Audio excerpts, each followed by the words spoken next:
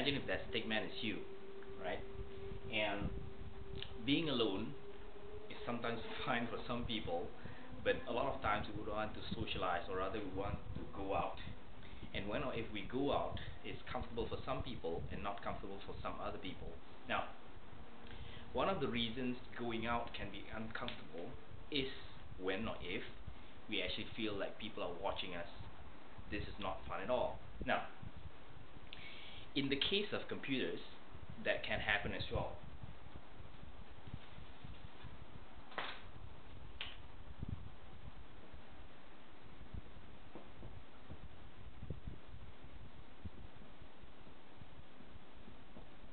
When your computer is connected to other computers,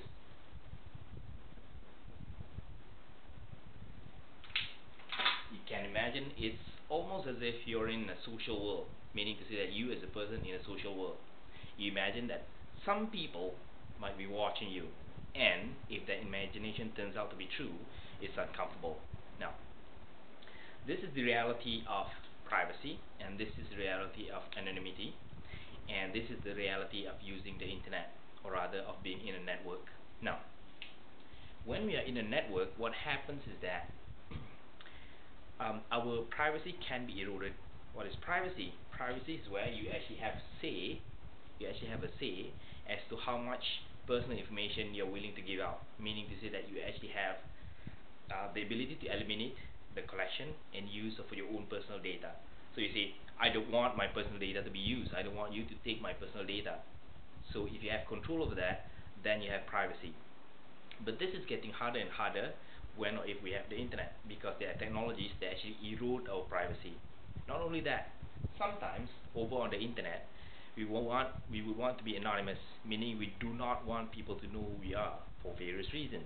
For example, you might be revealing something bad about someone superior from you, a boss or something, or you might be whistleblowing of a certain figure, certain senior political figure or something in your country. So you would want to be anonymous. You don't want people to know who you are. Now, the problem is there are actually technologies available on the internet, and these technologies are actually meant.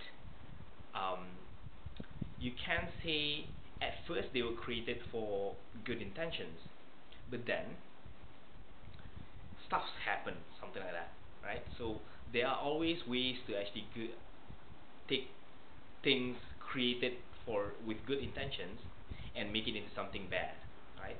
And in this particular chapter, which is computer security, right, we'll talk about computer crimes, we'll talk about cyber crimes, and we'll talk about security in general, right? And the first part of this particular lesson will be on all of these different technologies that we have that can erode privacy and anonymity, especially when you're online.